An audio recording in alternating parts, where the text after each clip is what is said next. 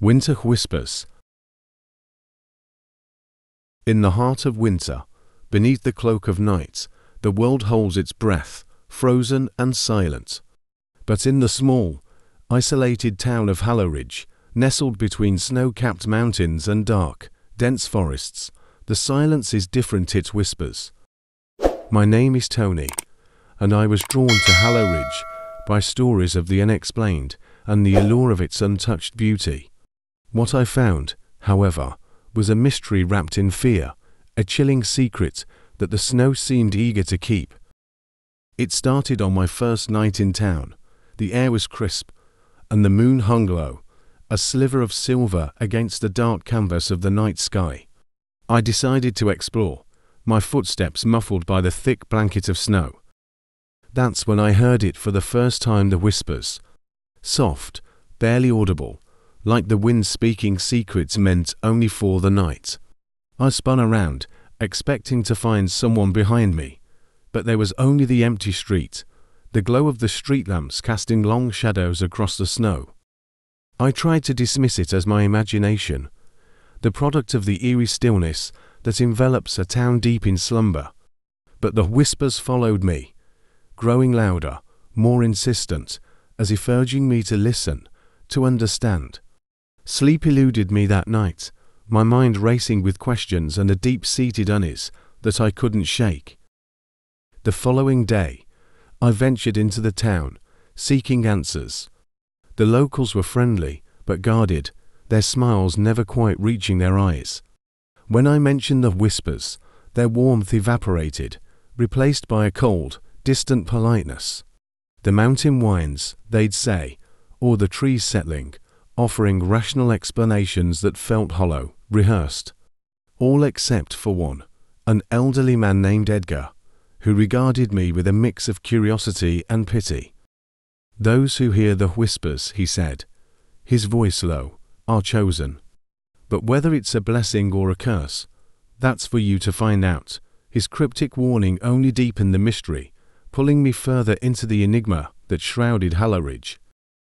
Determined to uncover the truth, I delved into the town's history, unearthing tales of disappearances, strange lights in the forest, and a deep, pervasive fear that seemed to stretch back generations. The whispers, it seemed, were an old phenomenon, spoken of in hushed tones and with a reverence that bordered on fear. Each night, the whispers grew louder, more demanding, leading me into the forest that bordered the town. The snow-laden trees stood like silent sentinels, their branches groaning under the weight of winter. The cold bit at my flesh, but I pressed on, driven by an insatiable need to understand, to find the source of those haunting murmurs. That's when I saw it alight, flickering in the distance, drawing me closer. The whispers crescendoed, a symphony of voices that filled the night, guiding me to a clearing where the snow was untouched, pristine. In the center stood a figure, or what semblance of a figure one could discern in the wavering light. It was as if the shadows themselves had taken human form, its edges blurred, blending into the night. "Do you understand now?" it asked, its voice the embodiment of the whispers, a chilling blend of curiosity and malice. I could only stand, frozen not by the cold, but by fear, as the entity began to explain. Halloridge, it revealed, was built atop ancient grounds, a place where the veil between worlds was thin, where entities like itself could breach the divide. The whispers were a call, an invitation to those sensitive enough to hear, to serve as a bridge between the darkness and the light. Why me? I managed to ask, my voice barely a whisper. "Because you listened," it replied, a hint of amusement in its tone. I realized then that I was standing at a precipice, facing a choice that would define my fate and, potentially, the fate of Halloridge. I could accept the entity's offer, embracing the unknown and the power it promised, or I could turn away, rejecting the call and hoping that the whispers would cease. The decision weighed heavily on me, a burden that felt too great for one person to bear. But as I looked into the heart of the darkness before me, I understood that some secrets are meant to be kept, that some doors, once opened, can never be closed. The decision weighed heavily on me, a burden that felt too great for one person to bear. But as I looked into the heart of the darkness before me, I understood that some secrets are meant to be kept, that some doors, once opened, can never be closed. I chose to walk away, to leave the whispers and their secrets buried beneath the snow of Halloridge. The entity's laughter followed me as I retreated, a sound that seemed both disappointed and ominously patient, as if it knew that the whispers would one day call to someone else, someone who might make a different choice. I left Halloridge the next day, the town's beauty marred by the knowledge of what lurked in the shadows. The whispers still haunt my dreams, a chilling reminder of the night I stood face to face with the unknown. Winter in Halloridge is a beautiful, terrifying phenomenon, where the whispers in the night speak of ancient secrets and the thin veil that separates our world from the darkness beyond. And while I walked away, the story of Halloridge remains, a chilling mystery that waits, patiently, for the next listener to heed its call. As I drove away from Halloridge, the snow began to fall once again, thick flakes that seemed to blur the world into a white canvas, erasing my tracks as quickly as they were made. The further I got, the lighter my chest felt, yet a part of me remained back there, entwined with the whispers and the cold, dark eyes of the entity that had offered me a glimpse into the abyss. The journey home was long and filled with introspection. The entity's words echoed in my mind, a constant reminder of the choice I had made. I wondered about the nature of the whispers, about the entity and its intentions. Was it truly malevolent, or simply existing in a state beyond my understanding? And the people of Halloridge, were they victims of this phenomenon, or willing participants in an ancient pact? These questions haunted me, swirling in my mind like the snow around my car. But there was one question that loomed larger than the rest. Had I made the right choice? The entity had mentioned that the whispers were an invitation, a call to serve as a bridge. By turning away, had I condemned Halloridge to its fate, or had I saved it from something far worse? The closer I got to home, the more the weight of my experience pressed down on me. I realized that Halloridge had changed me, that I could no longer view the world through the same naive eyes. I had seen the shadows, heard the whispers, and faced a choice that few ever would. It was a burden, but perhaps also a gift, for in seeking to understand the darkness, I had also learned more about myself and the lengths to which I would go to protect the unknowing world from the truths that lie in shadow. In the weeks and months that followed, I tried to put Halloridge behind me. I immersed myself in the mundane, in work and social engagements, anything to drown out the whispers that still sought me in dreams. But the peace was fragile, broken by moments when the wind would shift, carrying a hint of a whisper, a call that I now understood all too well. I began to research, to seek out stories similar to that of Halloridge, tales of other places touched by the unseen, by entities that defied explanation. I found solace in the knowledge that Halloridge was not unique, that the world was filled with mysteries, with ancient forces that existed just beyond the veil of our understanding. And then came the realization that perhaps my role was not to serve as a bridge, but as a guardian. Armed with the knowledge of what I had faced, I could seek to protect others from the whispers, from the choices that they might not be prepared to make. It was a purpose born from my experience, a way to give meaning to the fear and uncertainty that had come to define my time in Halloridge. So, I write this story as a warning and a lesson. The whispers in the night, the shadows that move just beyond the corner of your eye, they are real. They are the edges of a world that we are not meant to understand, a reminder that there are things beyond the realm of human comprehension. But they are also a call to courage, to face the unknown with an open heart and a steadfast resolve. For in the heart of winter, beneath the whispers and the chilling gaze of entities unseen, there lies a truth about ourselves, about the strength we hold and the choices that define us. Hallow Ridge remains a part of me, a chapter in my life that I can never close. But it is also a beginning, the first step on a journey that will take me into the heart of the unknown, searching for whispers in the night and the secrets that they hold. Whispers in winter. The first whispers of winter always brought a sense of unease to the town of Eldridge. It wasn't just the bitter cold that seeped into your bones, or the way the night seemed to stretch endlessly, swallowing the days whole. It was something else, something ancient that lingered in the air, a murmur on the wind that spoke of forgotten things. I had always been sensitive to the changes of the seasons, but this year, the transition from autumn to winter felt different. There was a heaviness in the atmosphere, a charged silence that made my skin crawl. I brushed it off as nothing more than the typical dread of impending snowstorms and long nights. That was until the whispers started. It began as a faint sound, almost like leaves rustling, but with a chilling cadence that seemed almost human.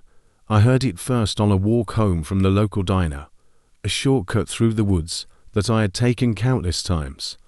The air was crisp, my breath forming clouds in front of me, when the silence was broken by a soft whispering. I stopped, straining my ears, but the sound faded as quickly as it had appeared. I convinced myself it was just the wind. The whispers followed me, growing in intensity with each passing day. They seemed to call my name, beckoning me deeper into the heart of winter's embrace. Friends and family didn't believe me, chalking it up to stress or too much caffeine, but I knew what I heard. One night, compelled by a force I couldn't understand, I ventured into the woods, following the siren call of the whispers. The moon was shrouded by thick clouds, casting the forest into darkness.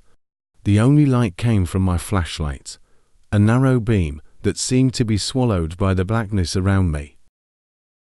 The cold bit at my skin, but the whispers grew warmer, more inviting. They led me to an old cabin, hidden away and forgotten by time. It looked like it hadn't been touched in decades, the wood rotting, windows boarded up. Yet, the door was slightly ajar, as if waiting for me. I pushed it open, the creak of the hinges sounding like a scream in the silence.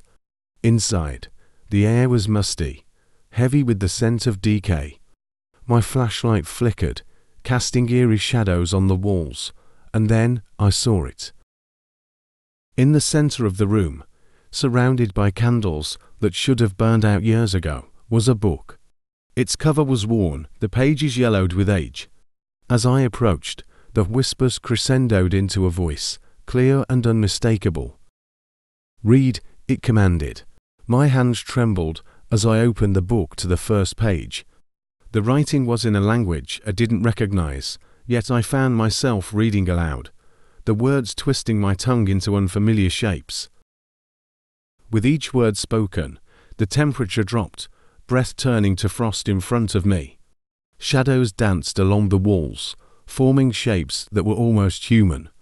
The candles flared, casting a blood-red light across the room. And then, from the corner of my eye, I saw it move. A shadow, darker than the rest, detached from the wall and began to take form. My heart raced as fear gripped me, but I couldn't stop reading. The figure became clearer, a woman, her eyes hollow, mouth agape in a silent scream. The whispers were all around me now, a cacophony of voices that filled the room. They spoke of ancient rites, of sacrifices made to keep the darkness at bay, of a curse that had kept the town of Eldridge in its icy grip for centuries. I tried to close the book, but my hands wouldn't obey. The woman's figure drifted closer, her whispers becoming a roar in my ears.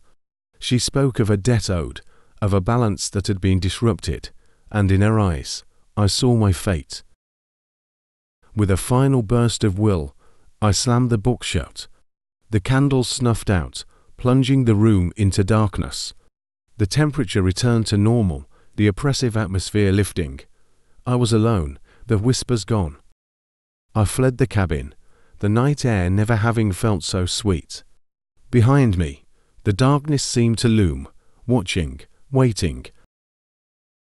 The whispers haven't returned since that night, but winter in Eldridge has changed. People speak in hushed tones, casting nervous glances at the woods. And every year, as the first whispers of winter begin, a new name is added to the list of those who have heard the call. I don't know what ancient pact was made in Eldridge, or what entity demands such a price, but I do know that the whispers will never cease, that the shadows will always hunger.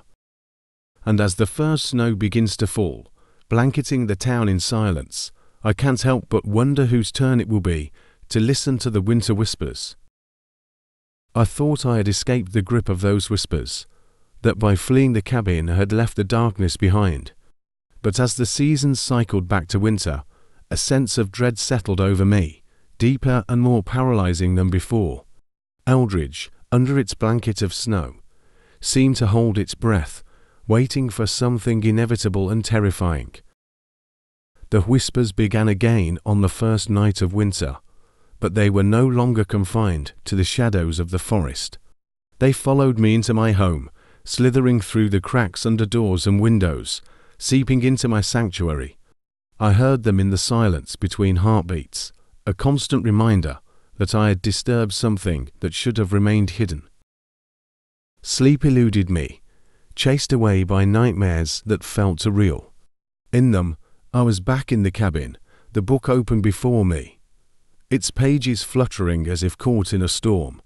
The shadow woman was there, too, her eyes empty voids that pulled at my soul, her whispers a cacophony that promised madness. I knew I couldn't endure another night alone with the voices. Desperation drove me to seek out the town's historian, a reclusive figure rumoured to have extensive knowledge of Eldridge's darker past.